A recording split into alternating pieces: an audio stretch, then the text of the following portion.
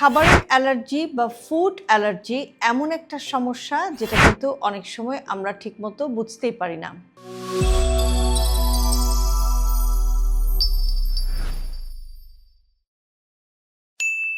কেউ ভাবেন যে গ্যাস্ট্রিকের সমস্যা, কেউ ভাবেন বদহজম, আবার কেউ মনে করেন যে খাবারটা হয়তো ঠিকমতো হজম হয়নি। কিন্তু বাস্তবে কিছু খাবার শরীরের জন্য শত্রু হিসেবে কাজ করে, আর তখন শরীর নিজেকে বাঁচানোর জন্য একটা প্রতিক্রিয়া দেখায়।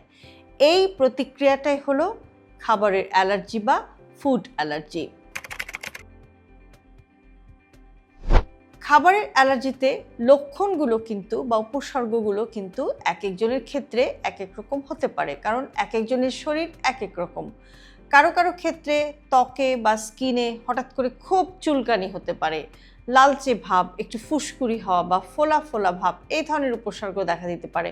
আবার কারো কারো ক্ষেত্রে দেখা যায় যে খুব পেটে ব্যথা, বমি শুরু হয়ে যেতে পারে, ডায়রিয়া শুরু হয়ে যেতে পারে। আবার অনেকের ক্ষেত্রে দেখা যায় যে নাক বন্ধ, নাক দিয়ে পানি পড়া, হাঁচি, চোখ চুলকানো বা শ্বাস নিতে কষ্ট হতে পারে। সবচেয়ে ভয়ঙ্কর অবস্থা হচ্ছে যে গলা ফুলে যাওয়া বা শ্বাসকষ্ট শুরু হয়ে যাওয়া, যেটা জরুরি চিকিৎসা ছাড়া কিন্তু অনেক সময় ঝুঁকিপূর্ণ হয়ে যেতে পারে।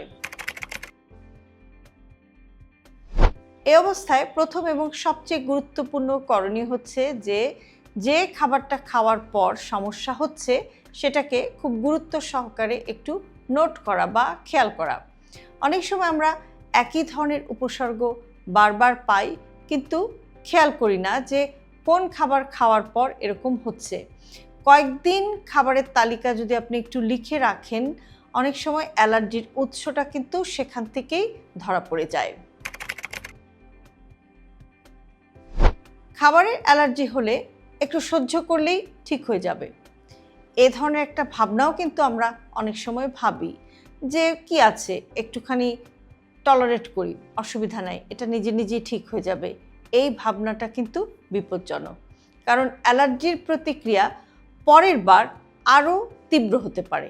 একটু ক্লিয়ারলি বলি যে কোনো একটা খাবার থেকে আপনার এখন একবার অ্যালার্জি হয়েছে, আপনি যদি এখন একটু সতর্ক না হন, আবার আরেকবার সেই খাবারটা ট্রাই করেন, তখন কিন্তু আপনার প্রতিক্রিয়া আরও ভয়ানক আকারে হতে পারে। তাই সন্দেহজনক খাবারটি সাময়িকভাবে পুরো বাদ দেওয়াটা খুবই জরুরি।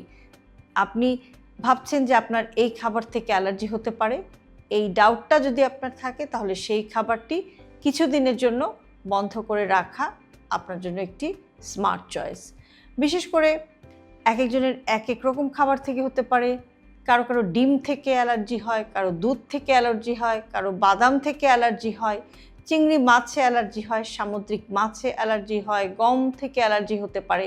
এগুলো অনেকের ক্ষেত্রে কিন্তু এক একজনের এক এক রকম কারণ থাকে অ্যালার্জির। কাজেই খাবারের অ্যালার্জি আর খাবারের যে অসহিষ্ণুতা, সেটা কিন্তু এক জিনিস না। এই জিনিসটাও আপনার মাথায় কিন্তু একটু রাখতে হবে।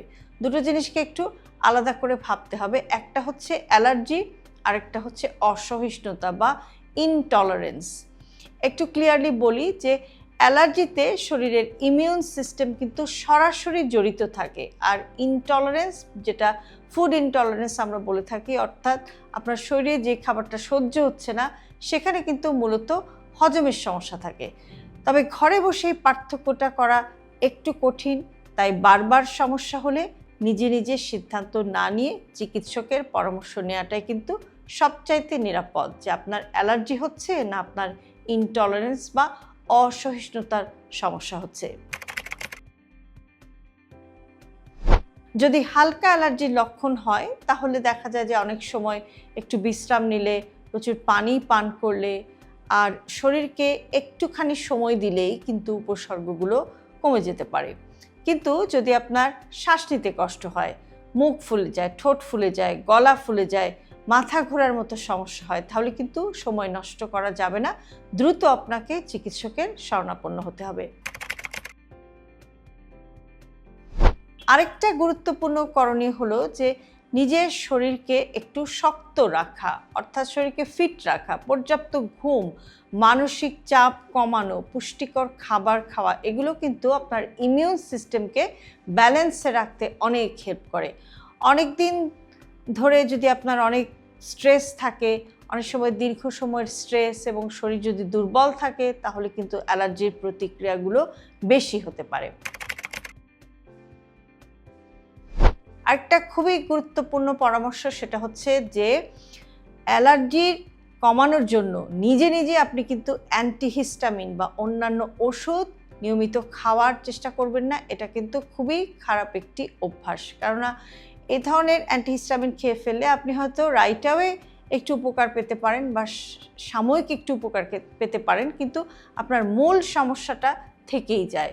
কাজেই সঠিকভাবে কোন খাবারে আপনার সমস্যা হচ্ছে সেটা চিহ্নিত করাটা খুবই জরুরি, এবং সেটার জন্য একটি পরিকল্পিত সমাধানই কিন্তু দীর্ঘমেয়াদে আপনাকে সুস্থ থাকতে সাহায্য করতে পারে। সবশেষে একটা কথা খুব পরিষ্কার করে বলা দরকার যে খাবারের অ্যালার্জি কোনো লজ্জার বিষয় না, কোনো দুর্বলতার লক্ষণও না। এটা শরীরের একটা সতর্ক সংকেত।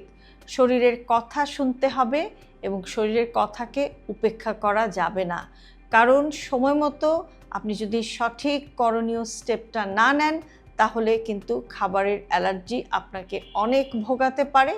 আর আপনি যদি সঠিক সময়ে সঠিক পদক্ষেপটি নেন, অর্থাৎ কোন খাবার থেকে আপনার অ্যালার্জি হচ্ছে সেটা চিহ্নিত করে সেই অনুযায়ী আপনি যদি ব্যবস্থা নেন, তাহলে কিন্তু এই ধরনের ফুড অ্যালার্জির মতো একটা সমস্যা নিয়েও আপনি সুস্থ স্বাভাবিক জীবনযাপন করতে পারবেন।